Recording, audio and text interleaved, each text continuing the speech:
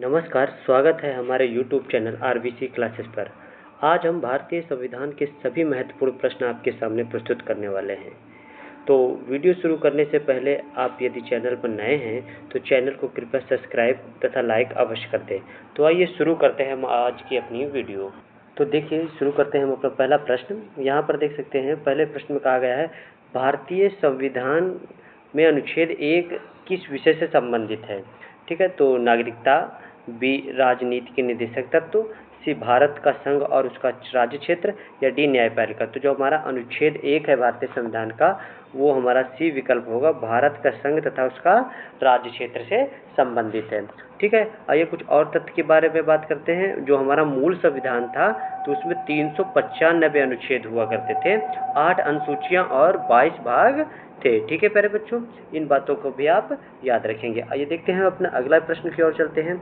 हमारा जो दूसरा प्रश्न है मेरे प्यारे बच्चे, देखिए दूसरे प्रश्न में बात की गई है कि वर्तमान भारतीय संविधान में कुल कितनी अनुसूचियां हैं? तो विकल्प है ए 10, बी 12, सी 14, डी 8। तो हमारे जो वर्तमान संविधान है, वर्तमान भारतीय संविधान में इस समय 12 अनुसूचियां हैं। कितनी मेरे प्यारे बच्चों? 12 अनुसूचियां हैं। ठीक है, जो मूल संविधान था उसमें 8 अनुसूचियां थी, इससे पहले हमने अभी बात की थी। देखिए तथ्य की बात करते हैं कि मूल संविधान में 8 अनुसूचियां थी, इस बात को आप जानते हैं। उसके बाद जो 9वीं अनुसूची थी वो पहले संविधान संशोधन के द्वारा 1951 में जोड़ी गई थी। ठीक है, और उसके बाद 10वीं अनुसूची 52वां जो संविधान संशोधन था 1985 में, उसके तहत जोड़ी गई थी। और 11वीं अनुसूची 73वें संविधान संशोधन के द्वारा 1992 में, और जो 12वीं अनुसूची थी वो 74वें संविधान संशोधन 1992 के तहत जोड़ी गई थी। ये सभी जितने भी संशोधन के द्वारा जोड़ी गई सूचियां हैं वो भी काफ़ी ही महत्वपूर्ण हैं, तो आप इन्हें भी याद रखेंगे। ठीक है प्यारे बच्चों, आइए चलते हैं हम अपने अगले प्रश्न की ओर। देखिए हमारा जो अगला प्रश्न है वो कहता है कि नागरिकता संबंधी अनुच्छेद कौन सा है? तो अनुच्छेद 5 से 11, बी अनुच्छेद 12, अनुच्छेद 14, डी अनुच्छेद 3। तो जो हमारा नागरिकता संबंधी अनुच्छेद है वो अनुच्छेद 5 से 11 के जो अनुच्छेद हैं उनमें नागरिकता संबंधी बातों का वर्णन मिलता है। ठीक है, आइए कुछ महत्वपूर्ण तथ्य के बारे में जानते हैं। वर्तमान में 12 अनुसूचियां और 25 भाग है। जी हाँ, हमारे संविधान में इस समय 12 अनुसूचियां और 25 भाग हैं, और वर्तमान में जो अनुच्छेद हैं वो 470 हैं। ठीक है प्यारे बच्चों, आइए देखते हैं अपने अगले प्रश्न को। और देखिए हमारा अगला प्रश्न जो है, यहाँ पर पूछा गया है, राज्य की परिभाषा संविधान के किस अनुच्छेद में दी गई है? ए देखिए अनुच्छेद 10, बी अनुच्छेद 12, सी अनुच्छेद 13, डी अनुच्छेद 14। तो राज्य की जो परिभाषा है मेरे प्यारे बच्चों वो हमारा बी विकल्प से होगा, अनुच्छेद 12 में राज्य की परिभाषित किया गया है। ठीक है, आइए चलते हैं आगे, अपने अगले प्रश्न को देखते हैं। जो हमारा अगला प्रश्न है मेरे प्यारे बच्चों, यहाँ पूछा गया है, अनुच्छेद 14 किस विषय से संबंधित है? जी हाँ, अनुच्छेद 14 जो किस विषय से संबंधित हो? अनुच्छेद 14 हमारा समानता का अधिकार। ठीक है प्यारे बच्चों, अनुच्छेद 14 हमारा समानता का अधिकार। ठीक है, आगे चलते हैं अपने अगले प्रश्न की ओर। हमारा जो अगला प्रश्न है देखिए, अनुच्छेद 17 से संबंधित है।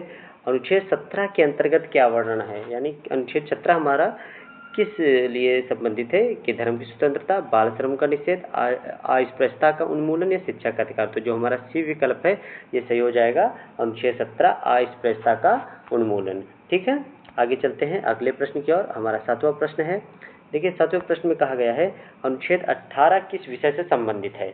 उपाधियों का उन्मूलन, मतदान अधिकार, रोजगार का अधिकार या कानूनी सहायता। तो हमारा सही विकल्प होगा उपाधियों का अंत, अनुच्छेद 18 के तहत वर्णन है।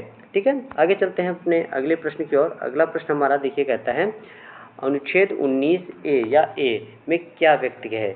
क्या मतलब वर्णन मिलता है? कार्य का अधिकार, संपत्ति का अधिकार, अभिव्यक्ति की स्वतंत्रता या धर्म की स्वतंत्रता। तो हमारा सही जो उत्तर होगा प्यारे बच्चे, अभिव्यक्ति की स्वतंत्रता हमें अनुच्छेद 19 या 1 प्रदान करता है। ठीक है, ये सभी जितने भी अनुच्छेद हैं परीक्षा की दृष्टि से बहुत ही महत्वपूर्ण हैं। ऐसे ही सीधे ही परीक्षा में इसी रूप में पूछे जाते हैं। देखिए अगला प्रश्न की बात करते हैं, प्राण और दैहिक स्वतंत्रता किस अनुच्छेद में वर्णित है? प्राण और दैहिक स्वतंत्रता हमारा किस अनुच्छेद में वर्णित है? तो हमारा विकल्प होगा अनुच्छेद 21। तो हम अगले प्रश्न की ओर चलते हैं। हमारा जो अगला 10वां नंबर प्रश्न है वो देखते कहता है, शिक्षा का अधिकार किस अनुच्छेद में है? जी हाँ, शिक्षा का अनुच्छेद, तो शिक्षा का अधिकार जो है हमारा अनुच्छेद 21A में संबंधित है। ठीक है, और यहाँ पर देखिए कुछ महत्वपूर्ण तथ्य के बारे में बात करते हैं। 86वां संविधान संशोधन 2002 में जो हुआ था, उसके तहत इस अनुच्छेद को जोड़ा गया था, और एक खास बात यह है कि इसे मौलिक अधिकार के रूप में रखा गया है। ठीक है, तो हमारे मौलिक अधिकार कितने हैं? उनकी संख्या 6 है। ठीक है, तो शिक्षा का अधिकार 21A। ठीक है, आगे चलते हैं, देखते हैं हम अपने अगले प्रश्न को। अगला प्रश्न हमारा है, अनुच्छेद 24 किस विषय से संबंधित है? तो अनुच्छेद 24 जो है मेरे प्यारे बच्चों, बाल श्रम का निषेध। ठीक है, बाल श्रम का निषेध। तो अगले प्रश्न की ओर चलते हैं मेरे प्यारे बच्चों। यहाँ देखिए, यहाँ पर है, धर्म की स्वतंत्रता किस अनुच्छेद के अंतर्गत आती है? जी हाँ, धर्म की स्वतंत्रता किस अनुच्छेद के अंतर्गत आती है? तो हमारा सही जो उत्तर होगा मेरे प्यारे बच्चों, वो होगा सी विकल्प। अनुच्छेद 25 से 28 के मध्य धर्म की स्वतंत्रता की व्याख्या की गई है। ठीक है, आगे चलते हैं अपने अगले प्रश्न की ओर। देखिए, हमारा अगला प्रश्न है कि अनुच्छेद 32 के अंतर्गत क्या वर्णित है? तो अनुच्छेद 32 के अंतर्गत जो है संवैधानिक उपचार का अधिकार जो है वर्णित किया गया है।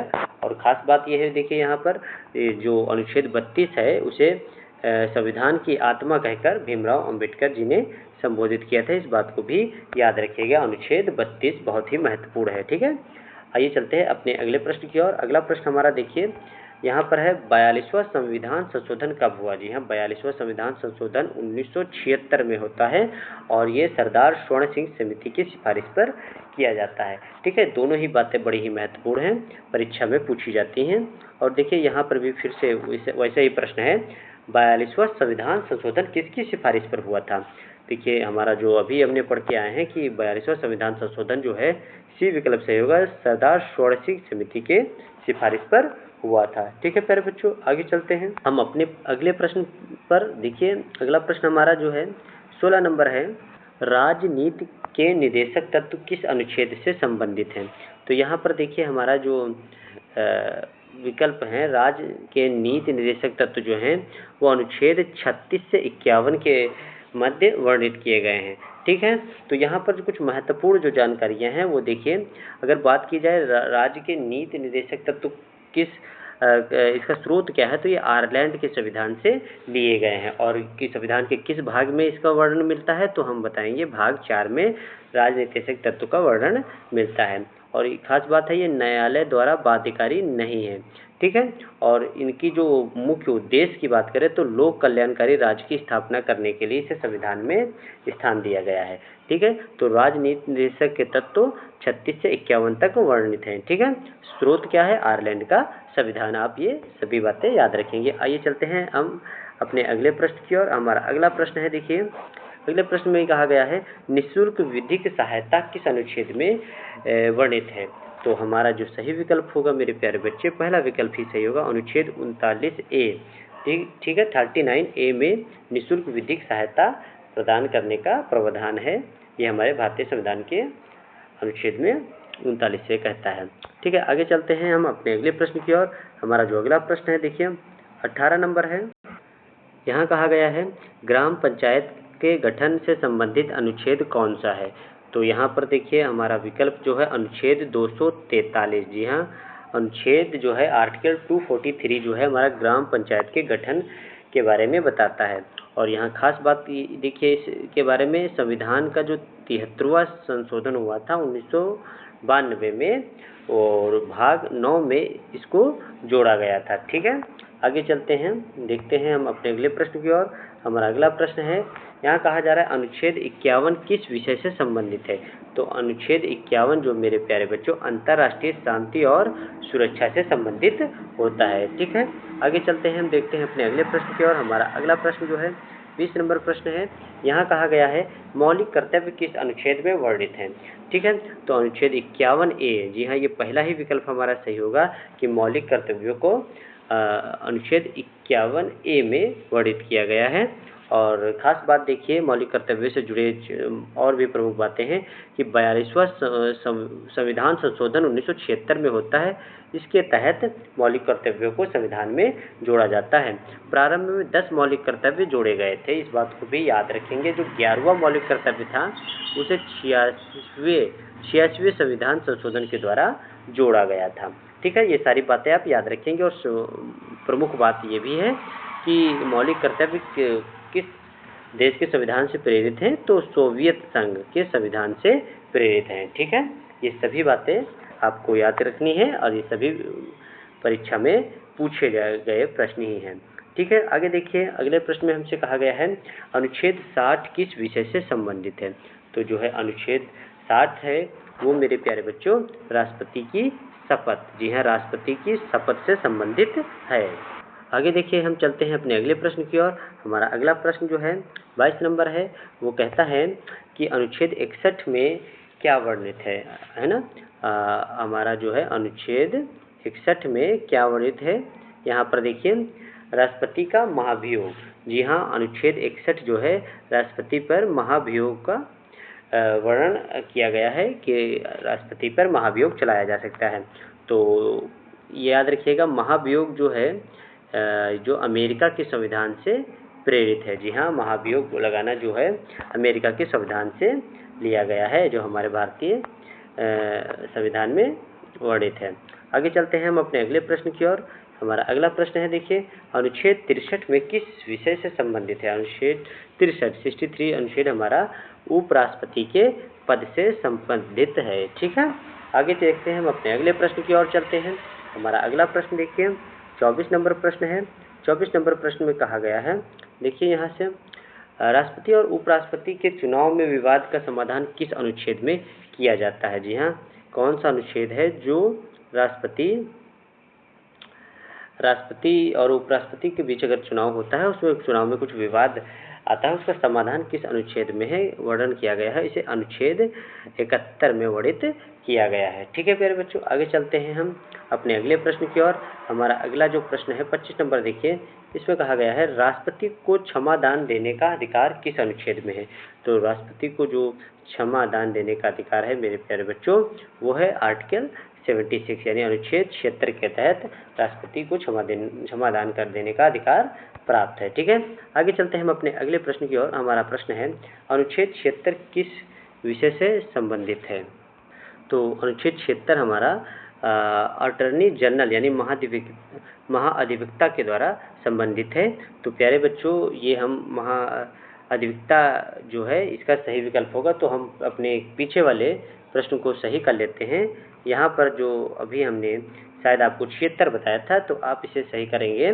राष्ट्रपति का क्षमादान जो होता है वो अनुच्छेद 72 में होगा। जी हाँ, भूल सुधार के लिए पुनः वापस आना पड़ा। आप देख सकते हैं अनुच्छेद 76 जो है मेरे प्यारे बच्चों वो है अटॉर्नी जनरल यानी महाधिवक्ता से संबंधित है। ठीक है, आगे चलते हैं हम अपने अगले प्रश्न की ओर। हमारा अगला प्रश्न है अनुच्छेद 108 किस विषय से संबंधित है। अनुच्छेद 108 किस विषय से संबंधित है, तो हम यहाँ पर बताएं जो पहला विकल्प है हमारा संयुक्त बैठक। जी हाँ, संयुक्त बैठक अनुच्छेद 1 से संबंधित है। ठीक है, आगे चलते हैं हम देखते हैं अपने अगले प्रश्न को। यहाँ कहा गया है अनुच्छेद 110 किस विषय से संबंधित है। तो अनुच्छेद 110 हमारा वित्त विधेयक से संबंधित होता है। ठीक है, आगे चलते हैं हम अपने अगले प्रश्न की ओर। हमारा अगला प्रश्न है देख सकते हैं अनुच्छेद 123 संबंधित है अध्यादेश जारी करने की शक्ति, न्यायालय का गठन, राष्ट्रपति की चुनाव प्रक्रिया, राज्यपाल की शक्ति। तो हमारा जो पहला विकल्प है अध्यादेश जारी करने की शक्ति अनुच्छेद 123 में वर्णित है। ठीक है, आगे चलते हैं अपने अगले प्रश्न की ओर। देखिए हमारा अगला प्रश्न कहता है सुप्रीम कोर्ट का वर्णन किस अनुच्छेद में किया गया है। जो सुप्रीम कोर्ट से संबंधित अनुच्छेद है वो है पहला हमारा अनुच्छेद 124। ठीक है, आगे देखते हैं हम अपने अगले प्रश्न की ओर। अगले प्रश्न में कहा गया है राष्ट्रपति और सुप्रीम कोर्ट के बीच परामर्श का प्रावधान किस अनुच्छेद में है। यानी राष्ट्रपति सुप्रीम कोर्ट से परामर्श ले सकता है, ये किस अनुच्छेद में वर्णित किया गया है। तो हमारा जो सही उत्तर होगा मेरे प्यारे बच्चे अनुच्छेद 143। ठीक है, आगे चलते हैं हम अपने अगले प्रश्न की ओर। हमारा जो अगला प्रश्न है देख सकते हैं यहाँ कहा गया है अनुच्छेद 148 किस विषय से संबंधित है? जी हाँ, तो भारत के नियंत्रक और महालेखा परीक्षक क्या? तो ये हमारा पहला विकल्प इस प्रश्न का भी सही हो जाएगा। अनुच्छेद 148 भारत के नियंत्रक और महालेखा परीक्षक से संबंधित होता है। ठीक है, आगे चलते हैं हम अपने अगले प्रश्न की ओर। देखिए, हम बहुत तेजी से प्रश्नों को कर रहे हैं जिससे आपको कम समय में अधिक से अधिक प्रश्नों का रिवीजन हो सके। तो देखिए, अनुच्छेद 153 में किसका वर्णन किया गया है? तो अनुच्छेद 153 जो है मेरे प्यारे बच्चों, राज्यपाल से संबंधित अनुच्छेद होता है। ठीक है, आगे चलते हैं हम अपने अगले प्रश्न की ओर। देखिए, हमारा अगला प्रश्न है, अनुच्छेद 161 किस विषय से संबंधित है? तो अनुच्छेद 161 हमारा राज्यपाल का क्षमादान का अधिकार प्रदान करता है। ठीक है, ये देखिए, हम तेजी से प्रश्नों को करते हैं। देखिए, अगला प्रश्न हमारा यहाँ से है, आता है मेरे प्यारे बच्चों, प्रत्येक राज्य में उच्च न्यायालय होगा, यह किस अनुच्छेद में वर्णित है? तो जो हमारा प्रत्येक राज्य में एक उच्च न्यायालय होगा, अनुच्छेद 214, अनुच्छेद 217, अनुच्छेद 226 या अनुच्छेद 231? तो हमारा सही उत्तर होगा अनुच्छेद 214 में ये बात कही गई है कि प्रत्येक राज्य में उच्च न्यायालय होगा। ठीक है, आगे चलते हैं हम अपने अगले प्रश्न की ओर। देखिए, यहाँ कहा गया है, अनुच्छेद 226 किस विषय से संबंधित है? तो अनुच्छेद 226 जो है मेरे प्यारे बच्चे, उच्च न्यायालय की रिट याचिका पर आधारित होती है। ठीक है, आइए देखते हैं, जितने भी अनुच्छेद हैं ये सभी महत्वपूर्ण अनुच्छेद हैं जो बहुत बार परीक्षाओं में पूछे गए हैं, तो आप इनका इसी प्रकार अभ्यास करिए। अनुच्छेद 243 से 243 वो किस विषय से संबंधित हैं? तो मेरे प्यारे बच्चों, ये है हमारे सही उत्तर होगा पंचायतों की व्यवस्था से संबंधित जुड़े अनुच्छेद होते हैं। ठीक है, आगे चलते हैं हम अपने अगले प्रश्न की ओर। हमारा अगला प्रश्न है, देख सकते हैं यहाँ पर, जीएसटी से जुड़ा भारतीय संविधान का कौन सा अनुच्छेद है? तो जीएसटी से जुड़ा जो अनुच्छेद है मेरे प्यारे बच्चों, वो अनुच्छेद बी यानी 246 ए जो है जीएसटी का वर्णन इस अनुच्छेद में मिलता है। और ख़ास बात देखिए, यहाँ पर एक विशेष तथ्य के बारे में भी जानकारी ले लीजिए। भारत में जीएसटी 1 जुलाई 2017 से लागू हुई थी, इस बात को भी आप याद रखेंगे। भारत में जीएसटी 1 जुलाई 2017 से लागू हुई थी। आगे चलते हैं हम अपने अगले प्रश्न की ओर। हमारा अगला प्रश्न है, देखिए यहाँ पर कहा गया है, वित्त आयोग के विषय में कौन सा अनुच्छेद संबंधित है? यानी वित्त आयोग किस अनुच्छेद में वर्णित है? तो हमारा पहला विकल्प सही होगा, अनुच्छेद 280 जो है वित्त आयोग से संबंधित होता है। ठीक है, आगे चलते हैं हम अपने अगले प्रश्न को देखते हैं। हमारा जो अगला प्रश्न है मेरे प्यारे बच्चों, वो देखिए यहाँ पर कहा गया है, संपत्ति के अधिकार का वर्णन किस अनुच्छेद में किया गया है? वर्तमान में ये कानूनी अधिकार है, तो संपत्ति के अधिकार का बात कर लेते हैं, तो हमारा सी विकल्प सही होगा, अनुच्छेद 300 ए में संपत्ति के अधिकार का वर्णन किया गया है। ठीक है, खास बात जान लीजिए, ये 44वां जो संविधान संशोधन था 1978 में, उसमें जो है सब संपत्ति का अधिकार जो था हमारा एक मौलिक अधिकार हुआ करता था, लेकिन 44वें संविधान संशोधन के द्वारा इसे मौलिक अधिकार से हटाकर कानूनी अधिकार बना दिया गया। तो ये दोनों ही बातें याद रखिएगा, 44वां संविधान संशोधन के द्वारा इसे कानूनी अधिकार में बदला गया और इसे अनुच्छेद 300 ए में जगह दी गई। ठीक है, यहाँ देखिए लिखा है, मौलिक अधिकार से हटाकर कानूनी अधिकार में इसे बदला गया। ठीक है, 44वां संविधान संशोधन, इसे भी याद रखेंगे। आगे चलते हैं हम अपने अगले प्रश्न की ओर। हमारा जो अगला प्रश्न है मेरे प्यारे बच्चों, वो देखिए, अनुच्छेद 315 में किस संस्थान का वर्णन है? ए निर्वाचन आयोग, बी वित्त आयोग, सी लोक सेवा आयोग, डी योजना आयोग। तो मेरे प्यारे बच्चों, जो हमारा सही विकल्प होगा वो सी है, 315 जो अनुच्छेद है वो संघ लोक सेवा आयोग से संबंधित होता है। ठीक है, आगे चलते हैं हम अपने अगले प्रश्न की ओर। देखिए, हमारा 42 नंबर प्रश्न है, निर्वाचन आयोग से संबंधित भारतीय संविधान का कौन सा अनुच्छेद है?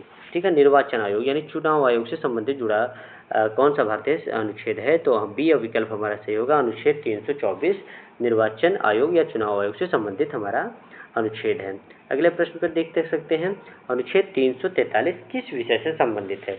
तो अनुच्छेद 343 हमारा भाषा नीति, हिंदी को राजभाषा घोषित किया गया था, इस बात से संबंधित है। यानी अनुच्छेद 343 में हिंदी देश की राजभाषा होगी, इससे जुड़ा अनुच्छेद है। ठीक है, आगे देखते हैं हम अपने अगले प्रश्न को। हमारा अगला प्रश्न जो है 44 नंबर है, अनुच्छेद 352 किस प्रकार का आपातकाल से संबंधित है? ठीक है, तो जो अनुच्छेद 352 है मेरे प्यारे बच्चों, तो वह है राष्ट्रीय आपातकाल से जुड़ा हुआ है। जी हाँ, 352 जो है हमारा राष्ट्रीय आपातकाल, युद्ध या बाहरी आक्रमण या सशस्त्र विद्रोह से संबंधित हमारा आपातकाल है। ठीक है, आगे देखते हैं हमारे अगले प्रश्न की ओर। हमारा जो अगला प्रश्न है वो 45 नंबर है। इसी से मिलता जुलता प्रश्न है। देखिए, इसमें कहा गया है कि अनुच्छेद 356 में किस प्रकार के आपातकाल की बात कही गई है। ठीक है, तो यहाँ पर मेरा जो पहला विकल्प देखिए, राष्ट्रपति शासन या राज्य में संवैधानिक विफलता। तो 356 जो अनुच्छेद है वो राष्ट्रपति शासन से संबंधित है। ठीक है, आगे देखते हैं हम अपने अगले प्रश्न को। अगला प्रश्न जो हमारा है वह यहाँ कहा गया है, अनुच्छेद 360 किस प्रकार के आपातकाल की व्यवस्था की गई है। ठीक है, तो यहाँ पर मेरे प्यारे बच्चों, राष्ट्रीय आपातकाल आपने अब देख लिया 352 है ना। और देखिए यहाँ पर जो हमारा सही विकल्प होगा अनुच्छेद 360 जो होता है वित्तीय आपातकाल होता है। जी हाँ, वित्तीय आपातकाल। और तथ्य की बात कर लेते हैं यहाँ पर कि आपातकाल की जो शक्तियों का स्रोत है, आपातकाल की जो शक्तियों का स्रोत है वो जर्मनी के संविधान से लिया गया है। ठीक है, आइए देखते हैं हम अपने अगले प्रश्न को। हमारा अगला प्रश्न है, यहाँ पर देख सकते हैं, अनुच्छेद 368 किस विषय से संबंधित है। जो अनुच्छेद 368 है मेरे प्यारे बच्चों, वो संविधान संशोधन की प्रक्रिया है। जी हाँ, अनुच्छेद 368 हमारे में संविधान संशोधन की प्रक्रिया का वर्णन मिलता है। ठीक है, आप देखिए यहाँ पर तथ्य की बात कर लेते हैं। स्रोत क्या है, संविधान संशोधन की जो प्रक्रिया है ये दक्षिण अफ्रीका के संविधान से ली गई है। ठीक है प्यारे बच्चों, इसे भी आप भली बात याद रखेंगे। अगले प्रश्न की ओर चलते हैं। देखिए, अगला प्रश्न हमारा कहता है, अनुच्छेद 370 किस विषय से संबंधित है। ठीक है, अनुच्छेद 370 किस विषय से संबंधित था। तो ये जो अनुच्छेद था जम्मू और कश्मीर को एक विशेष राज्य का दर्जा प्रदान करता था। ठीक है, आगे चलते हैं हम अपने अगले प्रश्न की ओर। हमारा जो अब कुछ प्रश्न है भारतीय अनुसूचियों से जुड़े हुए प्रश्न हैं। देखिए, कहा गया भारतीय संविधान की पहली अनुसूची किस विषय से संबंधित थी। तो भारतीय संविधान की जो पहली अनुसूची थी वो राज्य और संघीय क्षेत्रों की सूची व उनके क्षेत्रफल का निर्धारण करने से संबंधित सूची थी। ठीक है, आगे चलते हैं, देखते हैं हम अपने अगले प्रश्न को। हमारा 50 नंबर प्रश्न कहता है कि भारतीय संविधान की दूसरी अनुसूची किस विषय से संबंधित है। तो दूसरी अनुसूची की बात करते हैं, जो हमारा सी विकल्प है, देख सकते हैं, पदधारियों के वेतन और भत्तों से संबंधित हमारी ये भारतीय संविधान की दूसरी अनुसूची थी। ठीक है, इसे भी याद रखेंगे। अब देखिए, तीसरी अनुसूची की बात कर लेते हैं। यहाँ पर तीसरी अनुसूची देखिए यहाँ पर कहती है, भारतीय संविधान की तीसरी अनुसूची किस विषय से संबंधित है। जो हमारी तीसरी जो अनुसूची है वो बी ऑप्शन देखिए, शपथ और प्रतिज्ञा। जी हाँ, शपथ और प्रतिज्ञा से संबंधित हमारी तीसरी भारतीय संविधान की अनुसूची है। ठीक है, आगे देखिए, अगले प्रश्न की ओर चलते हैं। अगला प्रश्न हमारा देखिए, ये भी हमारी चौथी अनुसूची से जुड़ा हुआ प्रश्न है। संविधान की चौथी अनुसूची में किस विषय का वर्णन मिलता है। ठीक है, तो चौथी अनुसूची जो हमारी है प्यारे बच्चों, वो राज्यसभा की राज्य और सीटों का आवंटन करती है, यानी हमारा बी विकल्प सही हो जाएगा। ठीक है प्यारे बच्चों, बी विकल्प राज्यसभा में राज्यों की सीटों का आवंटन हमारा चौथी अनुसूची में वर्णित है। ठीक है, आगे चलते हैं हम अपने अगले प्रश्न की ओर। हमारा अगला प्रश्न है, यहाँ कहा गया है, संविधान की 7वीं अनुसूची में किस विषय का वर्णन मिलता है। जी हाँ, 7वीं जो अनुसूची है वो केंद्र और राज्य की शक्तियों का विभाजन करती है। यह केंद्र और राज्य की और इन शक्तियों का वर्णन करता है, यानी केंद्र, राज्य और समावर्ती सूची के विषयों का वर्णन करती है। ठीक है, आगे चलते हैं हम अपने अगले प्रश्न की ओर। हमारा देखिए 8वीं अनुसूची की बात कर रहा है। संविधान की 8वीं अनुसूची किस विषय का वर्णन करती है। तो हमारी जो भारतीय संविधान की 8वीं अनुसूची होती है मेरे प्यारे बच्चों, वो आप जो सी विकल्प देखिए, मान्यता प्राप्त भाषाओं की सूची का वर्णन करती है। ठीक है, आइए देखिए, कुछ फैक्ट जान लेते हैं, कुछ तथ्य जान लेते हैं। प्रारंभ में 14 भाषाओं को ही मान्यता थी। जी हाँ, जो इससे पहले जो भारतीय भाषाओं में मान्यता की बात करें वो 14 भाषाओं का ही मूल संविधान में मान्यता प्रदान की गई थी। ठीक है, वर्तमान में 22 भाषाओं को मान्यता प्राप्त है। अंतिम बार 92वां जो संविधान संशोधन 2003 में हुआ था, उसके तहत इसमें 3 और भाषाएं जोड़कर 22 भाषाएं की गई थी। वैसे 3 बार संविधान संशोधनों के द्वारा बाकी की जितनी भी 14 से यहाँ 8 भाषाओं को बाद में धीरे धीरे करके 3 संविधान संशोधनों के द्वारा जोड़ा जा चुका है। ठीक है, अंतिम बार 92वां संविधान संशोधन 2003 के तहत जोड़ा गए हैं 3 भाषाएं। ठीक है, आगे चलते हैं हम अगले प्रश्न की ओर। हमारा अगला प्रश्न है, संविधान की 11वीं अनुसूची में किस विषय से संबंधित है? तो 11वीं जो अनुसूची है मेरे प्यारे बच्चों, वो पंचायत के कार्यों की सूची को निर्धारण करती है। बी विकल्प हमारा यहाँ पर पूरी तरीके से सही हो जाएगा। ठीक है, आगे चलते हैं हम अपने अगले प्रश्न की ओर। हमारा अगला प्रश्न देखिए, यहाँ कहता है कि संविधान की 11वीं अनुसूची को किस संविधान संशोधन द्वारा जोड़ा गया था। जहां बात कर रहा है कि 11वीं अनुसूची किस संविधान संशोधन के द्वारा जोड़ा गया था, तो 11वीं जो था 73वां संविधान संशोधन 1992 के द्वारा जोड़ी गई थी। आगे चलते हैं, देखिए कह रहा है, हमारा अगला प्रश्न है 57 नंबर प्रश्न पर हम आ चुके हैं। इसमें बात की जा रही है, संविधान की 12वीं अनुसूची किस विषय का वर्णन करती है? 12वीं अनुसूची पंचायत, लोक सेवा आयोग, नगर पालिकाओं के कार्य या के विषय या शिक्षा प्रणाली। तो हमारा जो सी विकल्प होगा, 12वीं अनुसूची हमारी नगर पालिकाओं के कार्यों से संबंधित होती है। आगे चलिए हमारे अगले प्रश्न को देखते हैं। अगला प्रश्न है, संविधान की 12वीं अनुसूची किस संविधान संशोधन द्वारा जोड़ी गई? तो 12वीं जो है, 11वीं हमारी जानते हैं 73वें संविधान संशोधन द्वारा जोड़ी गई थी, और ये 12वीं अनुसूची है तो आप इसे बताएंगे 74वां संविधान संशोधन के द्वारा इसे जोड़ा गया था। ठीक है प्यारे बच्चों, आगे देखते हैं हम अपने अगले प्रश्नों को। हमारा जो अगला प्रश्न है, देखिए यहाँ कहा गया है, संविधान सभा की पहली बैठक कब हुई थी? तो संविधान सभा की पहली बैठक जो हुई थी 9 दिसंबर 1946 को हुई थी। तो फैक्ट की बात कर लेते हैं, उस समय अस्थायी तौर पर जो अध्यक्ष बने थे, सबसे पहले अस्थायी अध्यक्ष सच्चिदानंद थे। जो स्थायी अध्यक्ष बने थे संविधान सभा के, वे डॉक्टर राजेंद्र प्रसाद थे। ये दोनों बातें याद रखेंगे आप। ठीक है, आगे चलते हैं हम अपने अगले प्रश्न की ओर। हमारा ये अंतिम प्रश्न है, और यहाँ देख सकते हैं, भारतीय संविधान में धर्मनिरपेक्षता शब्द किस संशोधन द्वारा जोड़ा गया था? ए 42वां, बी 44वां, या सी 86वां, या डी 73वां संविधान संशोधन। तो धर्मनिरपेक्षता शब्द जो है वो जोड़ा गया था 42वां संविधान संशोधन के द्वारा। ठीक है प्यारे बच्चों, तो ये हम लोगों ने संविधान के भारतीय संविधान के विषय में बहुत ही महत्वपूर्ण प्रश्नों की जो एक श्रृंखला लेकर आए थे, उसे हम कंप्लीट कर लिए। आशा करते हैं सभी प्रश्न आपको अच्छे लगे होंगे और आपकी आगे आने वाली परीक्षा में लाभकारी सिद्ध होंगे। तो चैनल को में जुड़े रहने के लिए आपका धन्यवाद, और चैनल को लाइक, शेयर एंड सब्सक्राइब करते रहें। धन्यवाद।